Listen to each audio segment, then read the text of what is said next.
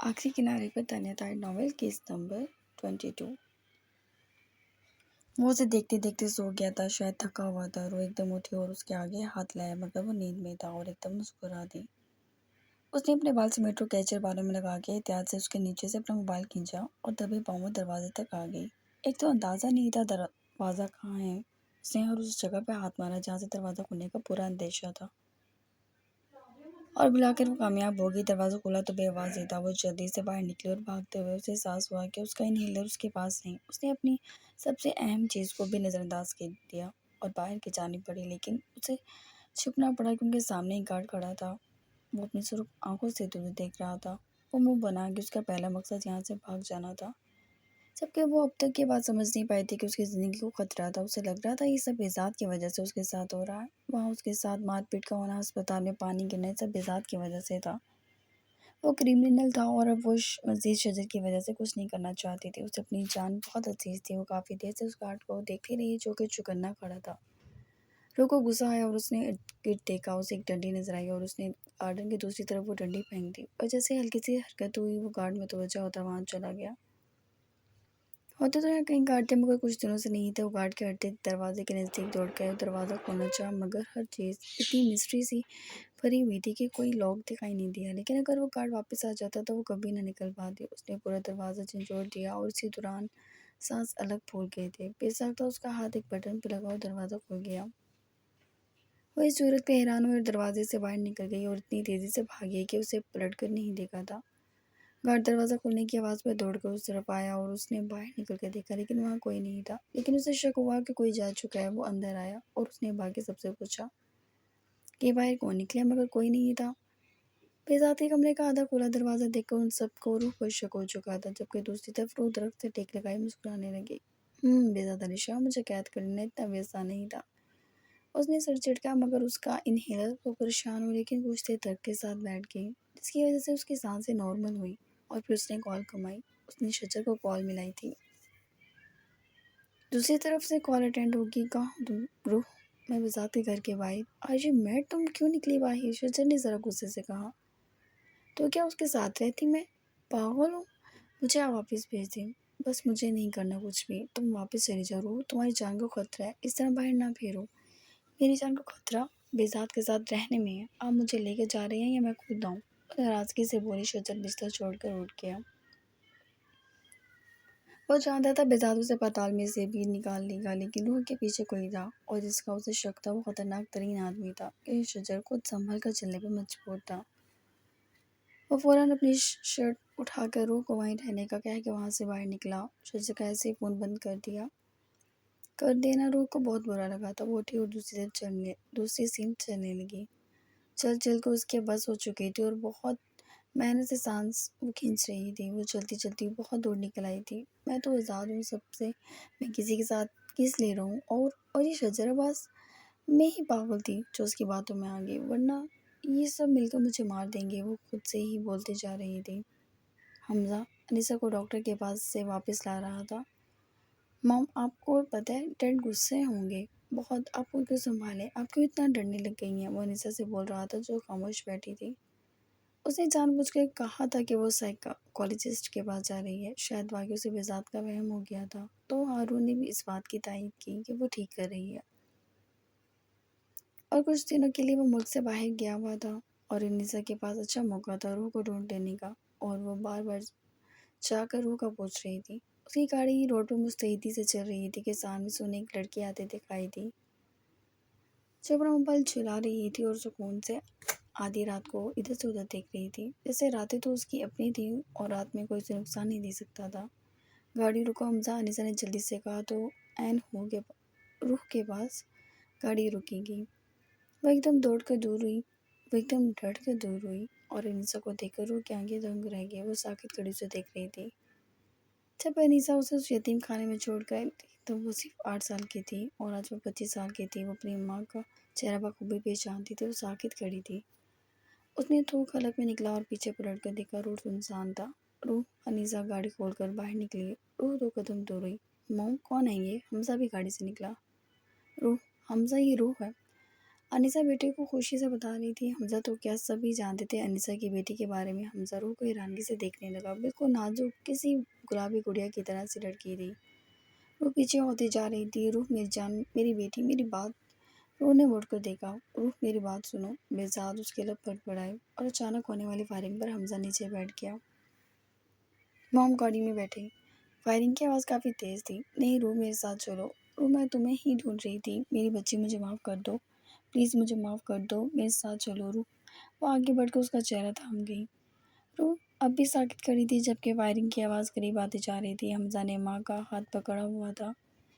مام چلیں یہاں سے۔ روح میرے ساتھ چلو روح، ہم بات کریں گے بیٹھ کر، مجھے معاف کر دو پلیز چلو۔ وہ ایک سانس بولے جا رہی تھی یہاں تک کہ روڈ پر دور سے چلتے بہزاد علی شاہ کے قدموں کی آہٹ پر انیسہ ایک دم خود ہی پیچھے ہٹی تھی۔ بہزاد اس کے لب خوف سے جم گئے۔ وہ گاڑی میں سوار ہو گئے اور حمزہ نے گاڑی کو ریورس کیا اور بہزاد کے پہنچنے سے پہلے وہ دونوں گاڑی بھگا لے گئے جبکہ روح موڑی۔ وہ پیچھے سینے پر بازو سمیٹے کھڑا تھا۔ اگر آج وہ انیسہ کو یہاں دیکھ لیتا تو شاید انیسہ کے ساتھ ساتھ روح کو بھی مار دیتا، کیونکہ وہ اتنی نفرت کرتا تھا انیسہ سے، تو اس کی بیٹی کا جان کر کتنی نہ کرتا۔ وہ سنجیدگی سے روح کو دیکھ رہا تھا، البتہ روح نہ سمجھی سے کبھی اس گاڑی کو اور پیچھے کھڑے بہزاد کو دیکھ رہی تھی۔ آج اتنے عرصے بعد ماں کو دیکھ کر اس کا دل گھٹ گیا۔ اسے وہ 8 سال کی روح یاد آ گئی جسے اس کی ماں نے ہارون بیگ کے لیے چھوڑ دیا اور اس کا باپ وہ بھی مر گیا۔ اسے یقین تھا اسے بھی ہارون نے مارا۔ روح نے ایک قدم بہزاد کی جانب بڑھایا اور پھر بھاگتے ہوئے اس کے سینے میں سما گئی۔ بہزاد پہلی بار چونک گیا۔ وہ سختی سے بہزاد کو سینے سے لگائے ہوئے تھی، اتنی شوق تھی اسے خود بھی خبر نہیں تھی کہ کیا کر رہی ہے۔ بہزاد نے اسے خود میں بھینچا اور پلٹا۔ وہ آنکھیں بند کر گئی۔ تم مرنا چاہ رہی ہو، آپ نے کہا تھا بھائی کو گھمانے کے لیے لے جائیں گے اور پھر آپ سو گئے۔ روح نے بہت قریب سے اسے دیکھا۔ بہزاد اس معصومیت پہ فدا ہو سکتا تھا اور ہو رہا تھا۔ اس کا مطلب یہ ہے کہ تم گھر سے بھاگو، وہ سختی سے بولا۔ میرا موڈ نہیں ہے ڈانٹ کھانے کا۔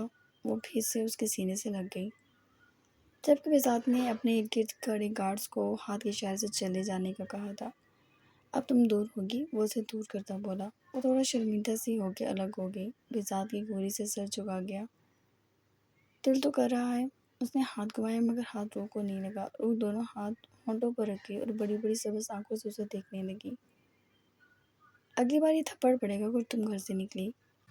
آپ نے مجھے مارا، اس کی آنکھیں بھیگ گئیں۔ کب مارا؟ وہ حیرانگی سے بولا۔ ابھی میں نے ہاتھ اٹھایا مگر مارا نہیں، وہ بلا وجہ وضاحت دینے لگا۔ آپ نے مجھے مارا۔ پیار کرنے والے اپنے اتنے پیارے، اتنے خوبصورت پیار کو مارتے ہیں، لیکن آپ نے مجھے مارا، آپ اب مجھے ماریں گے۔ وہ روڈ پر ہی بیٹھ گئی۔ بہزاد کو ذہنی مریض لگ رہی تھی۔ وہ آئی برو چکاکوں سے دیکھنے لگا۔ ہائے اللہ جی، یہ آدمی کہتا ہے مجھ سے پیار کرتا ہے لیکن اس نے مجھے مارا ہے۔ اب میں کہاں جاؤں، کیا کروں؟ شٹ اپ، وہ برہمی سے بولتا اس کا ہاتھ گھسیٹ کے کھڑا کر گیا، جبکہ وہ اتنی ضدی تھی اٹھنے کا نام نہیں لیا تو بہزاد نے جھک کر اسے اٹھایا اور اسے گھر لے جانے لگا۔ میں نہیں جاؤں گی آپ کے قید خانے میں، زہر لگتا ہے مجھے آپ کا گھر۔ ہٹیں، چھوڑیں مجھے بہزاد، آپ دنیا کے سب سے برے آدمی ہیں۔ ہائے اللہ جی، کہاں پھنس گئی میری روح۔ میں یتیم خانے کی پرنسس تھی، آپ نے مجھے قیدی بنا کر رکھا ہے۔ وہ پورے روڈ پہ چلا رہی تھی۔ انیسہ کی گاڑی کچھ فاصلے پر ہی تھی۔ یہ سب سن اور سمجھ رہی تھی وہ۔ یہ بہزاد علی شاہ ہے؟ حمزہ نے ماں کو دیکھا جو سر ہلانے لگی۔ تو روح اس کے اتنے کلوز؟ شوہر ہے اس کا، انیسہ سنجیدگی سے بولی۔ آئی سی، حمزہ نے شانے جھکائے۔ کافی ہینڈسم ہے، حمزہ بولا۔ گاڑی آگے بڑھا لی۔ دشمن ہے تمہارے باپ کا، مارنا چاہتا ہے یہ ناسور اسے۔ کاش اس کے باپ کے ساتھ تھی، اسے بھی مار دیتی تو آج مجھے اتنا خوف نہ ہوتا۔ وہ بے دہانی میں ہذیان سی ہوتی چلائی۔ حمزہ دنگ نظروں سے ماں کو دیکھنے لگا۔ مام، اس کی پکار پہ انیسہ ہوش میں آئی۔ حمزہ مجھے گھر لے چلو، ایسا لگ رہا ہے مجھے کچھ ہو رہا ہے۔ اسے روح اور بہزاد کی کلوزنس برداشت نہیں ہو رہی تھی، جبکہ جس وقت شجر عباس وہاں پہنچا تھا تو اس نے صرف انیسہ کی گاڑی کو وہاں سے گزرتے دیکھا، باقی کوئی نہیں تھا، اور آج اس کا شک یقین میں بدل گیا تھا کہ انیسہ روح کی ماں ہے۔ اگر یہ بات بہزاد کو پتہ چل جاتی تو روح پر جتنی جان چھڑک رہا ہے آج اس کا گلا اپنے ہاتھوں سے دبا دیتا۔ اجمل کو ڈرنک کرتا دیکھ بہزاد نے اپنی بندوق سیدھی کی۔ دل تو کرتا ہے اس کے وجود میں گولیاں ایسے اتارے کہ بس سوچتا ہی رہ جائے وہ۔ اچانک کھٹپٹ پر وہ چونکا اور ذہن اندر آ گیا۔ بہزاد کو دیکھا مگر بہزاد نے توجہ نہیں دی۔ क्या हुआ, पुराना याराना निकल आया। बेसात ने उसका मजाक बनाया था। बेसात के चेहरे पे मामूली मुस्कुराहट थी। अजमल ने भी तवज्जो से उसे देखा। क्या हुआ बेजात अलीशा, इतना सा काम नहीं हो सका तुमसे? अजमल की बात पे बेजात ने सर हिलाया। सर के ऑफिस में सफ़ेद सोफे पर सुर्ख लाश है और सोफा भी ख़राब कर रही है और फर्श भी। चाहे जाके देख लें लाश किसकी है। जिया एकदम कुर्सी छोड़कर उठा था। बट तुमने शजरबाज को मार दिया। वो हकूदक था। क्यों? किसी को भी मारना था? किसी और को भी मारना था? उस सफाकियत से मुस्कुराया। मैं मानता ही नहीं। जिया उल्टे कदमों पलटा था, जबकि अजमल हंसने लगा और बेसात भी वहाँ से उठ गया। जिया की पेशानी पर पसीना था। वो फ़ौरन अपने ऑफिस पहुंचा था और सबसे पहले वो शजर के कमरे में दाखिल हुआ। वहाँ शजरबाज नहीं था। जिया के उसान मज़ीद खुदा हुए। क्या ऐसा मुमकिन था कि शजरबाज को बेजात मार देता? वो अपने कैबिन में आया और सोफे पर लाश देखकर वो फ़ौरन उस लाश के नज़दीक आया और उसने लाश के चेहरे पर से कपड़ा उल्टा। उस लाश का चेहरा बुरी तरह मस्क था। वो घबरा कर दूर हुआ और कुर्सी से टकराया और मुड़ा तो मुस्कुराते हुए बेजात को देखकर एकदम सीधा हो गया। क्या मजाक है ये? वो दौड़ा, जबकि वो अच्छा खासा डर गया था। क्या वो पसंद नहीं आया? वो बोला और बंदूक को सीधा करके देखने लगा। तुम यहाँ क्यों आए हो? निकलो यहाँ से। मुझे पता है ये सब तुम ड्रामेबाजी कर रही हो। तुम हम सबको मारना चाहते हो। और वो मुबीन, मुबीन खान तुम्हारे साथ मिला हुआ है, वरना तुम यहाँ तक कभी ना पहुँच पाते। ब्रेवो, बेजात के डिम्पल मुस्कुराए थे। तुम्हें तो मेरे बारे में सब पता है। वो मुस्कुराया। लेकिन एक मसला है, मुझे बस अनीसा चाहिए। उसने बंदूक लोड की। मैं तुम्हें बताऊंगा अनीसा कहाँ है। तो तुम ठीक समझते हो, तुम्हारे बाप को अनीसा ने मारा है। मैं तुम्हें सब सच बताऊंगा। वो अलीशा, वो जान गया था सब। वो जान गया था अनीसा के बारे में कि वो हारून से मोहब्बत करती है और कराची में होने वाले धमाके और 1300 लोगों की जानें हारून ने ली हैं, सिर्फ असले के एवज। बाहर से एक्सपोर्ट होने वाले असले का टेस्ट किया था और सिर्फ इस टेस्ट के लिए 1300 जानें ली गई। वो सब जान गया। एकदम जिया की आंखें फटी की फटी रह गईं। उसे यकीन था उसे लगता नहीं था, उसे यकीन था कि ये सब हो चुका है। वो जानता था ये सब उसे मज़ीद जानकारी की ज़रूरत नहीं थी। पेशानी में 3 फायर चले थे और जिया की आंखें वैसे ही खुली की खुली रह गई और वह ज़मीन बोस हुआ बेजात के कदमों में। ऊपर जाओ, तुम्हारा सफ़र तमाम हुआ ज़िया। वो मुस्कुरा के बाहर निकला और सीधा अपनी गाड़ी के जाने बढ़ा।